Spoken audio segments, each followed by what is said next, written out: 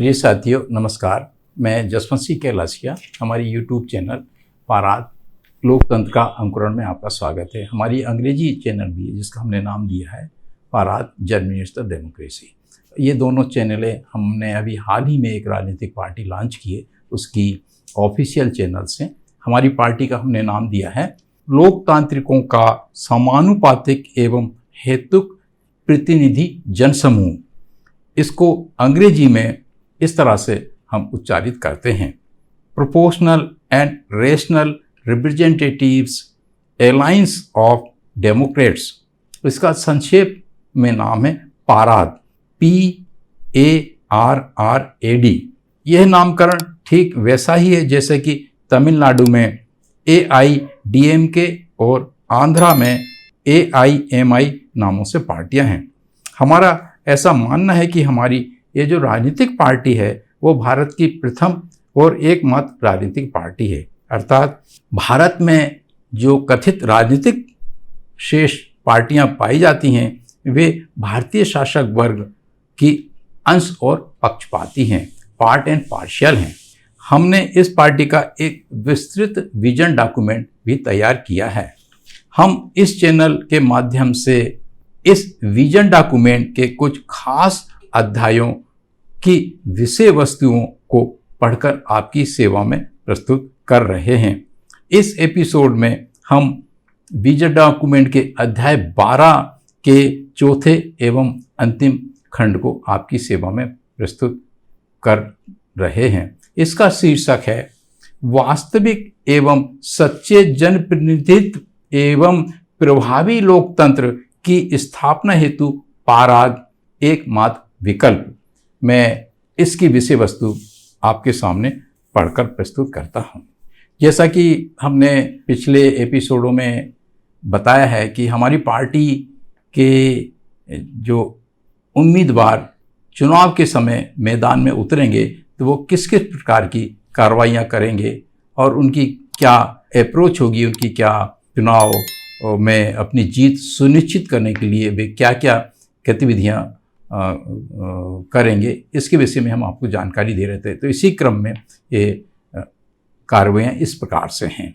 चुनाव प्रचार प्रसार के कुछ खास तौर तरीके, आर्थिक समूह के उच्च एवं अति उच्च आय वर्ग वाले सक्षम उम्मीदवारों का यह नैतिक कर्तव्य होगा कि वे अपने क्षेत्रों के मतदाताओं को अपने पक्ष में मतदान करने के लिए प्रचार प्रसार तो करेंगे ही, अपने क्षेत्र के सक्रिय कार्यकर्ताओं, पार्टी पदाधिकारियों को अपने ही संसाधनों, धन को उपलब्ध करा ऐसे अन्य क्षेत्रों सीटों में भेजेंगे जो BPL अर्थात गरीबी रेखा के नीचे वाले एवं APL गरीबी रेखा के ऊपर वाले श्रेणी के निर्धारित सीटों में जो BPL एवं APL श्रेणी के जो सीटें हैं, ताकि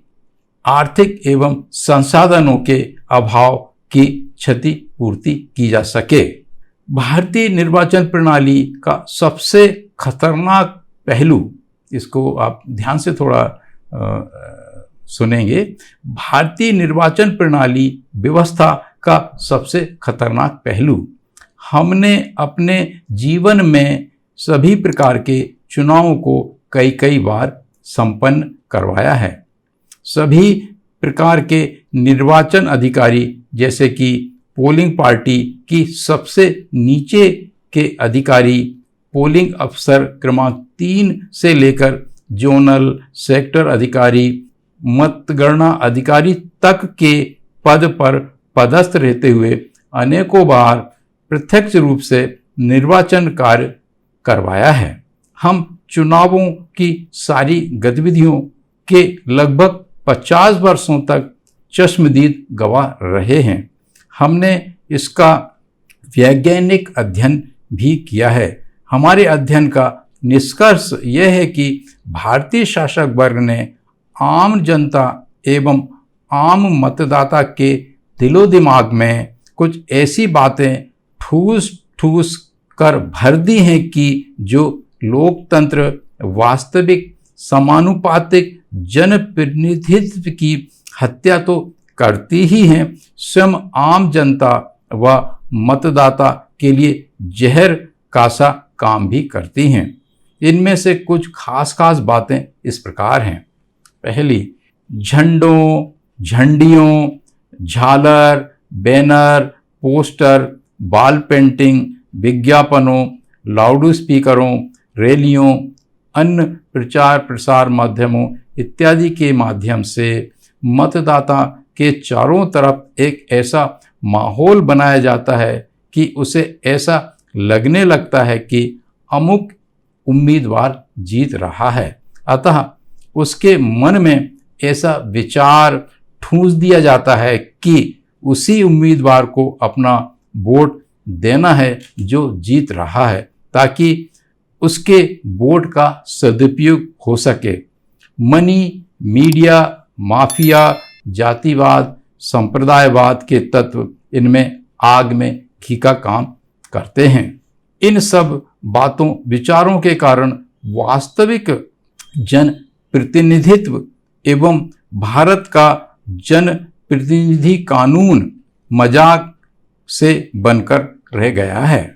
राज्य की बात यह है कि भारत के शासक वर्ग ने स्वयं को कृत्रिम रूप से अनेक भागों में एवं रूपों स्वरूपों में विभक्त कर कथित ढेर सारी राजनीतिक पार्टियां वास्तव में राज करने के लिए आपस में पार्टीशन बनाई हैं और बहुदलीय संसदीय लोकतांत्रिक प्रणाली, मल्टी पार्टी पार्लियामेंट्री डेमोक्रेसी की आड़ में संसद विधानसभा नामक ऐसे वीवीआईपी वास्तव में आधुनिक राजे रजवाड़े, सामंतों, जमींदारों, सरमाएदारों, तिजारतदारों का क्लब का निर्माण कर रखा है कि उसका एक आम आदमी का सदस्य क्लब्स मेंबर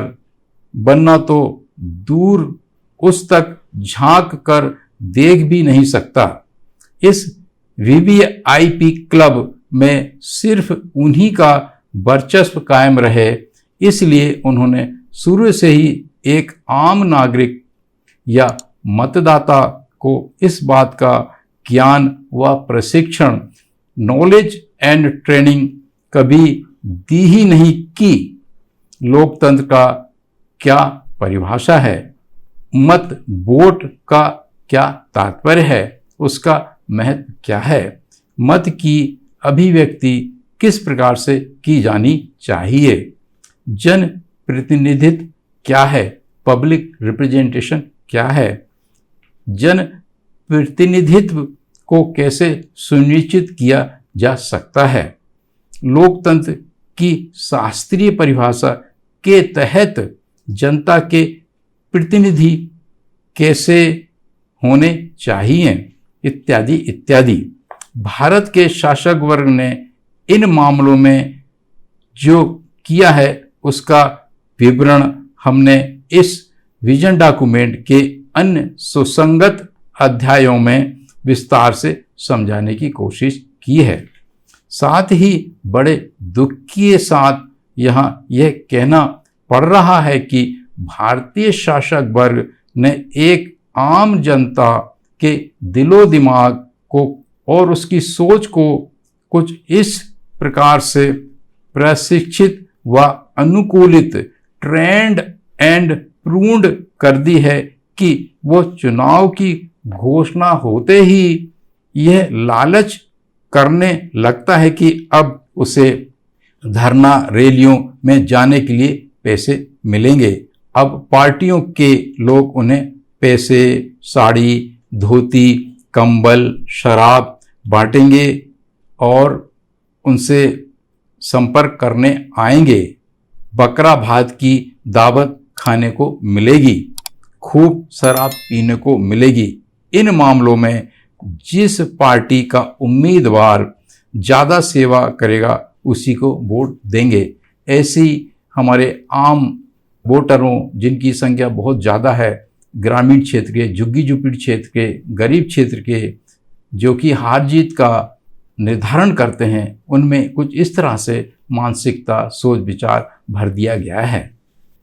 अतः हमें सबसे पहले हमारी आम जनता की उक्त अनुसार वर्णित मानसिकता को बदलना होगा। उसे अन्य बातों जो कि इस विजन डॉक्यूमेंट के अन्य अध्यायों में विस्तार से वर्णित हैं के अलावा जातीय, आर्थिक, सामाजिक, सांस्कृतिक आदि आधारों पर उनके समान दिखने लगने वाला कौन सा उम्मीदवार है जो सबसे अधिक मात्रा एवं गुणों में मिलता जुलता उम्मीदवार है, उसी को अपना प्रतिनिधि, एक नमूना, सैंपल की तरह चुने, ऐसा समझाना है। अन्य बातों पर विचार ना करें, लालच में, भय में, भ्रामक प्रचार में, किसी के दबाव में, प्रभाव में कदापि ना आए, यह भी अच्छी तरह से आम मतदाता को समझाना होगा। प्रिय साथियों, इस प्रकार हमारा ये एपिसोड यहाँ समाप्त होता है। हमारे साथ बने रहने और इस वीडियो को पूरा देखने के लिए बहुत बहुत धन्यवाद। हम प्रायः ये निवेदन करते हैं कि हमारे ये जो एपिसोड्स हैं वो तकनीकी स्वरूप के होते हैं। हम बहुत गंभीर विषयों पर चर्चा करते हैं। जो हमारे आलेख होते हैं वो श्रृंखलाबद्ध तरीके से हमको प्रस्तुत करना होता है। तो हमारा आपसे निवेदन है कि हमारे वीडियोस एक श्रृंखलाबद्ध तरीके से आप देखें। जब आप हमारे 8-10 वीडियो देख लेंगे लिंक में जाकर, तो आपको लगने लगेगा कि हम बहुत गंभीर विषयों पर चर्चा करते हैं। और हमारे साथ बने रहने के लिए बहुत बहुत धन्यवाद। पुनः नमस्कार।